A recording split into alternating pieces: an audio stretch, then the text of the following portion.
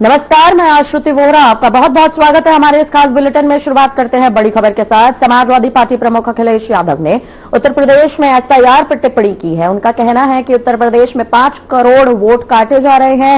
Mapping app किसने बनाया है, ये एक बड़ा घोटाला लग रहा है। साथ ही उन्होंने इस बात की भी जानकारी दी कि जिस कंपनी ने बीजेपी को इलेक्टोरल बॉन्ड दिया है, यह मैपिंग ऐप भी उसी कंपनी का है। वहीं अखिलेश यादव के इस बयान पर बीजेपी प्रवक्ता हीरो वाजपेयी की प्रतिक्रिया यहां पर सामने आ चुकी है।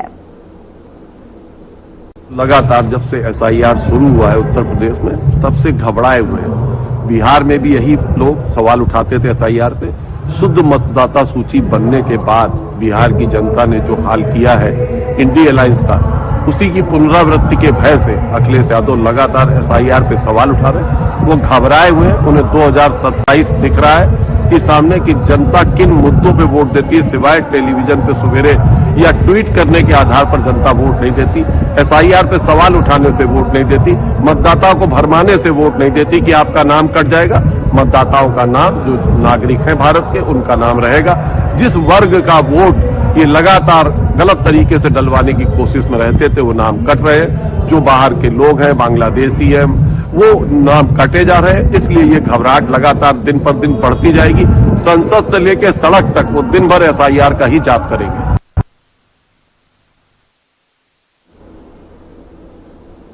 एसआईआर को लेकर अखिलेश यादव की टिप्पणी पर बीजेपी प्रवक्ता आलोक अवस्थी की प्रतिक्रिया सामने आ चुकी है। इस दौरान उन्होंने क्या कुछ कहा है, आइए सुनाते हैं। अखिलेश यादव का आज का बयान उनकी हताशा और निराशा का परिचायक है और उनकी दोमुही राजनीति को दिखाता है। करहल सीसामऊ में समाजवादी पार्टी जीते तो चुनाव निष्पक्ष होता है और रामपुर कुंदरकी में अगर भारतीय जनता पार्टी जीतती है तो धांधली। यह उनकी ओछी मानसिकता और जनादेश के अपमान को दिखाता है। एसआईआर को अनर्सी बताना उनकी अपरिपक्वता और झूठ की आदत का प्रमाण है। जिनके शासन में अफसर नेता गठजोड़ और भ्रष्टाचार चरम पर था, वे आज दूसरों पर सेटिंग के आरोप लगा रहे हैं। मौतों को राजनीति से जोड़ना और मतदान रोकने जैसी कहानियां गढ़ना सपा की नकारात्मक सोच का प्रतीक है, जबकि मतदान केंद्रों पर उमड़ी भीड़ सारे आरोपों को झूठ साबित करती है। अखिलेश कहते हैं निष्पक्ष चुनाव हो जाए तो भाजपा नहीं जीतेगी, लेकिन जनता बार बार भारतीय जनता पार्टी में विश्वास जताती है। मोदी है तो मुमकिन है, योगी है तो यकीन है। भाजपा विकास, शुचिता, सुशासन और सकारात्मकता की राजनीति करती है। वहीं समाजवादी पार्टी सिर्फ भ्रम, झूठ, तुष्टीकरण और नकारात्मकता की राजनीति करती है। दोनों में साफ स्पष्ट अंतर है।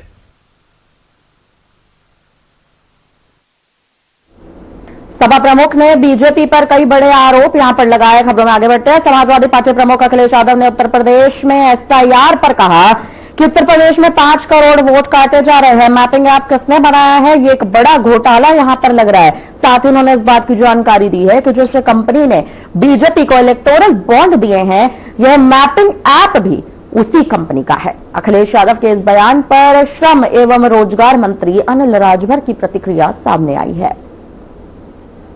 देखिए, समाजवादी पार्टी और समाजवादी पार्टी के नेता चोर के दाढ़ी में तिनका वाला व्यवहार कर रहे हैं।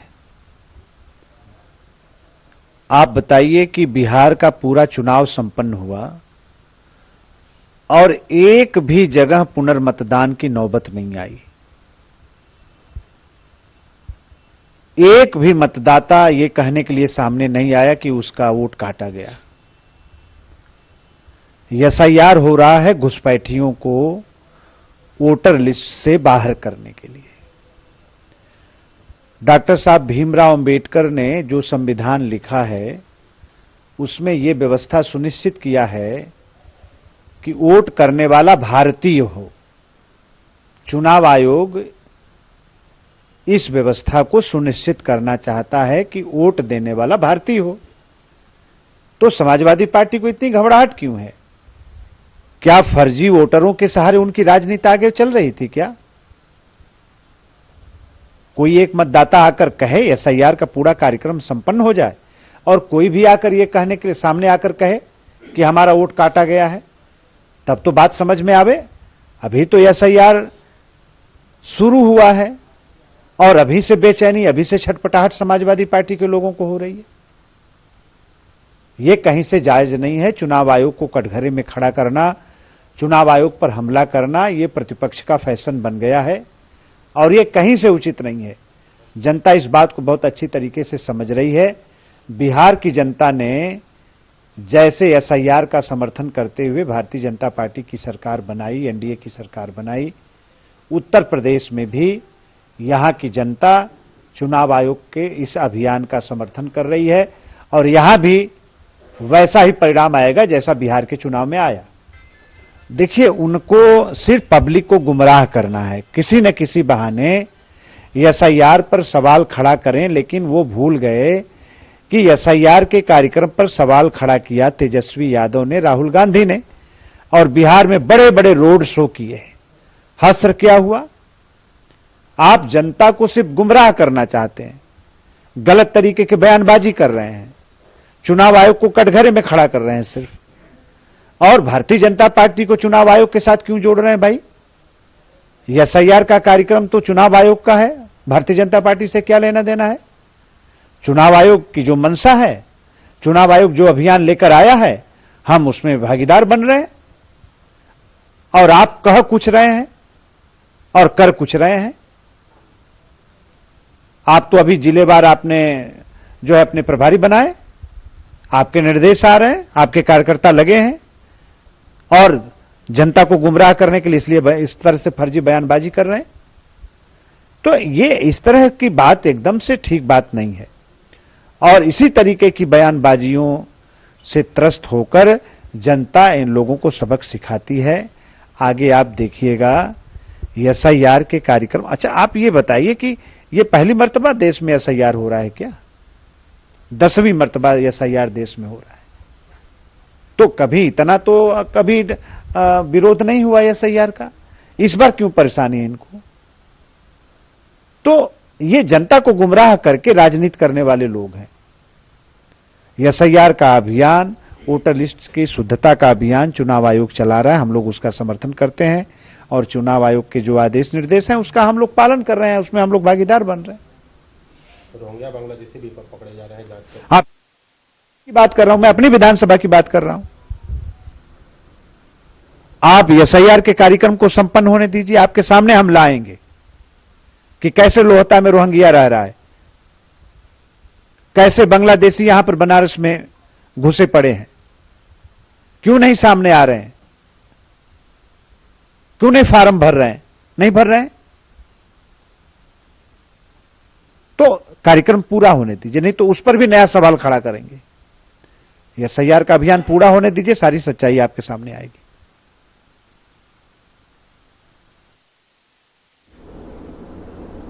फिलहाल रुकते हैं एक छोटे से ब्रेक के लिए। ब्रेक के उस पार खबरों का सिलसिला लगातार जारी है।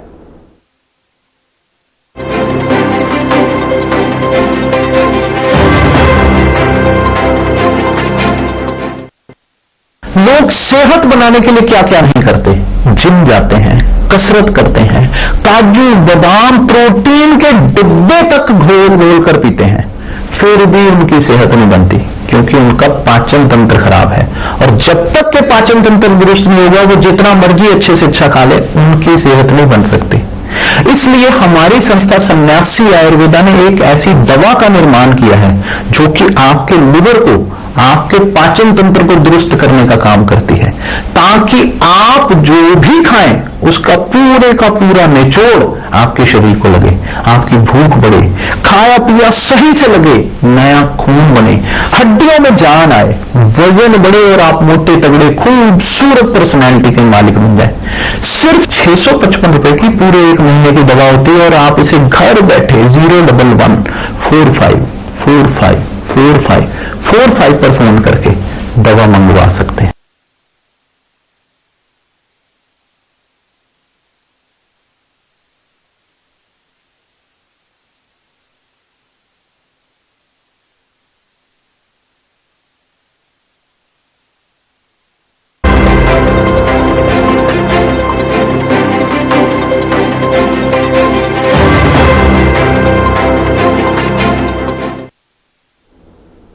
ब्रेक के बाद एक बार फिर आपका स्वागत है। बढ़ते हैं खबरों में आगे। यूपी के सीएम योगी आदित्यनाथ गोरखपुर के नरकटा गांव में बने राजकीय औद्योगिक प्रशिक्षण संस्थान यानी कि आईटीआई के भवन के लोकार्पण कार्यक्रम में शामिल हुए। इस मौके पर कार्यक्रम को संबोधित करते हुए सीएम योगी ने कहा कि विकास अब गांव तक पहुंचा है।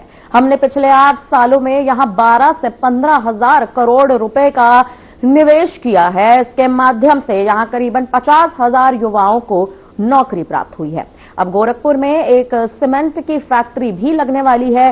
सीएम योगी आदित्यनाथ ने और क्या कुछ कहा है अपने इस बयान में, अपने इस भाषण में, सुनिए। कहां कहां पर अपनी सीएसआर निधि का उपयोग किया है।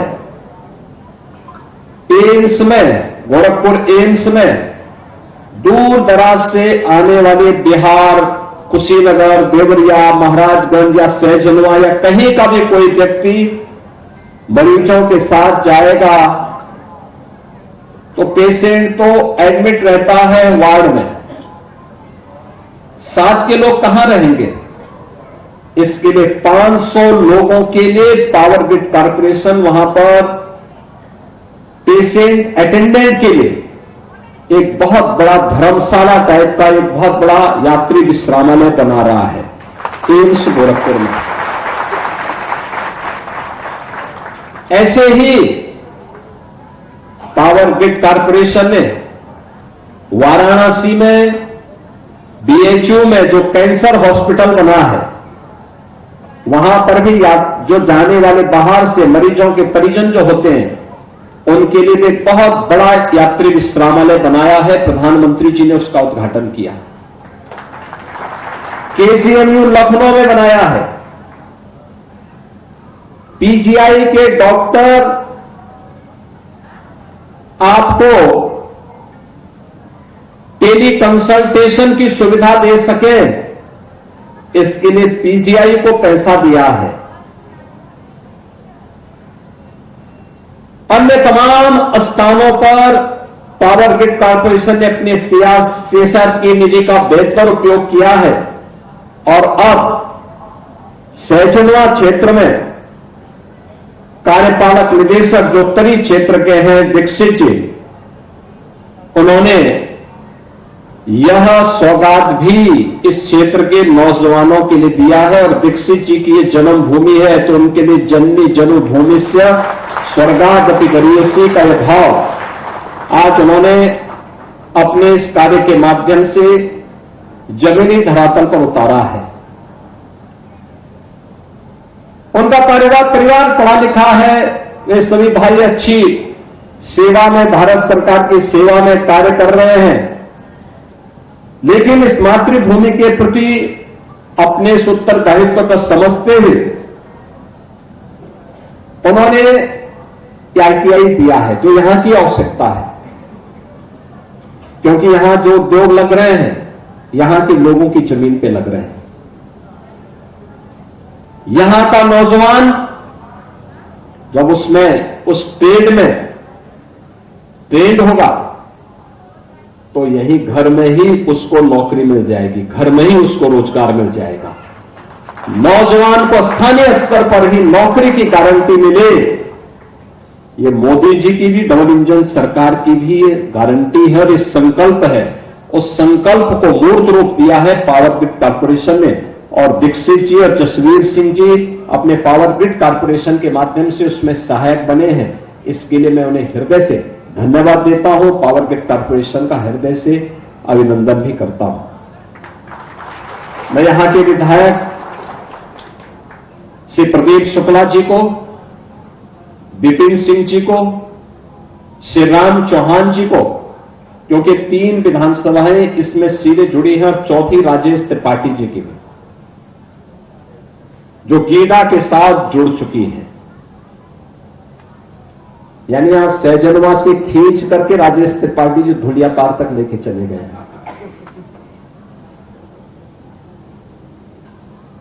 अब धुलियापार में भी उद्योग लग रहे हैं।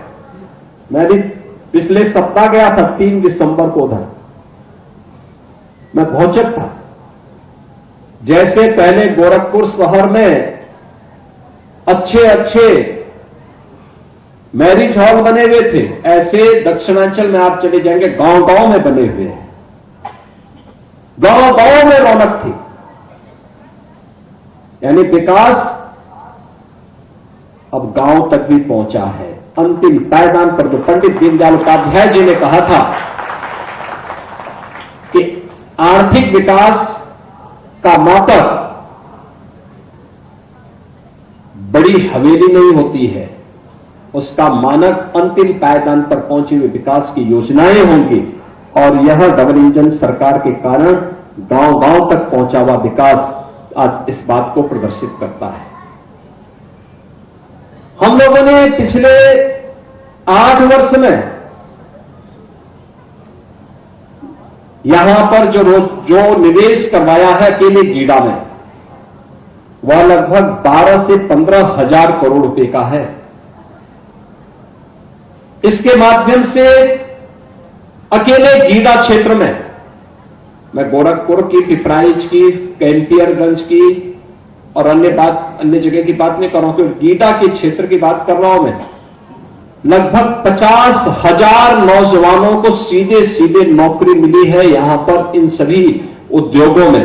आपके बगल में ही वरुण बेवरेज का है, उसके बगल में ही अभी गीता प्रेस भी आ रहा है, उसके बगल में भी नए उद्योग लगे हैं। अब यहां पर गैलेंट के साथ साथ, अंकुर उद्योग के साथ साथ नए नए उद्योग आ रहे हैं। अब सीमेंट की फैक्ट्री भी गोरखपुर में ही लगने वाली है। गोरखपुर में गैलेंट ने तो लगा दी है और धुलियापार के पास भी लगने जा रही है। जितना भी फसल के बाद जो पराली होती थी, जिसको हम वेस्ट कहते थे, आग लगा करके लोग खेत की उर्वरता को भी कम करते थे और प्रदूषित वातावरण को भी प्रदूषित करते थे। अब पराली जलाना नहीं है, बल्कि पराली यहां पे कंप्रेस्ड बायोगैस का जो प्लांट लगा है, आप वहां पर दीजिए, उसका दाम भी मिलेगा और पर्यावरण की रक्षा भी होगी। धुलियापार में उस प्रकार का इंडियन ऑयल ने अपना एक उद्यम लगा लिया है कंप्रेस्ड बायोगैस का। यानी आम के आम और गुठली के भी काम। पर्यावरण भी बचेगा तो हम स्वस्थ रहेंगे, और हम स्वस्थ रहेंगे तो प्रधानमंत्री जी के विकसित भारत की संकल्पना को आगे बढ़ाने में अपना योगदान दे देंगे। आज यह सच है कि देश की सबसे बड़ी आबादी का राज्य उत्तर प्रदेश है। उत्तर प्रदेश में हमारा 55 से 60% जो जनसंख्या है, यह कामकाजी है, यानी ये युवा वर्ग है। और ये हमारा सौभाग्य है कि उत्तर प्रदेश देश के अंदर सबसे युवा राज्य भी है। स्केल है, लेकिन इस स्केल को, इस युवा को स्किल के साथ जोड़ना है, इसका स्किल डेवलपमेंट करना है। गीडा ने इसीलिए नैपेड की एक शाखा यहां पर खोली है और नाइलेट की शाखा के माध्यम से वह यहां ट्रेनिंग दे रहे हैं। कैंपस सिलेक्शन होगा, उद्योगों में उन नौजवानों का यहां पे समायोजन होगा। यह आईटीआई भी पावर ग्रिड कॉर्पोरेशन ने बना दिया है, उत्तर प्रदेश सरकार को सौंपा है। उत्तर प्रदेश सरकार चलाएगी। यहां की उद्योग के अनुरूप उस प्रकार के पेड़ को विकसित करके हम इसे आगे बढ़ाएंगे। आपने देखा होगा उत्तर प्रदेश के अंदर हम लोगों ने टाटा टेक्नोलॉजीज के साथ मिलकर के 150 से अधिक आईटीआई को मॉडर्न और अत्याधुनिक तकनीक के साथ जोड़ने का काम किया है।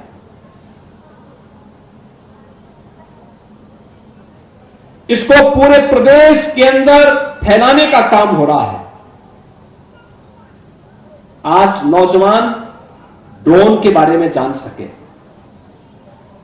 आर्टिफिशियल इंटेलिजेंस के बारे में जान सके, रोबोटिक के बारे में जान सके, 3D प्रिंटिंग के बारे में जान सके, इंटरनेट ऑफ थिंग्स के बारे में जान सके।